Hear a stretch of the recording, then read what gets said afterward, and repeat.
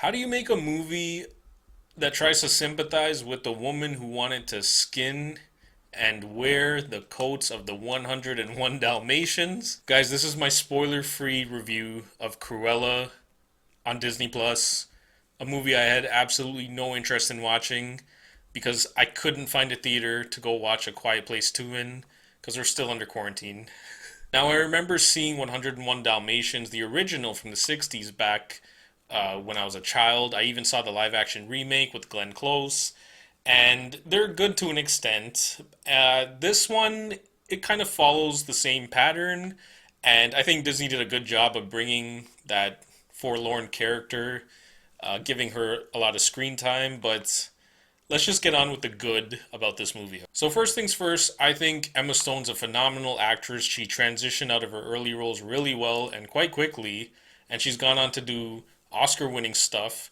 And I think she's very fitting in this role. She plays a dual role here as Estella and her alter ego Cruella, the latter of which gradually encroaches onto her personality, despite her attempts to fit in and be a good person. Long story short, this film develops Cruella very well. It's an almost impossible task to make you care about someone who's so diabolical, but the narrative of this film does a satisfactory job of doing exactly that. Her motivations, her circumstances, even her history all come into play to show you how she becomes the villain of the 101 Dalmatians. The film also does a pretty great job of embedding you into the time period here, which is the 1970s, through some great production value and terrific choices of soundtrack, which is just sprinkled throughout a lot of the scenes. I don't know much about music in the 70s, but the soundtrack they picked, the specific songs are terrific. Some of the visual effects in this film are pretty great, as well as the pervasive set pieces.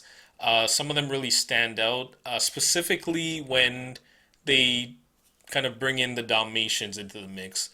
They're animated like they were in the 1960s. They were just using CGI today.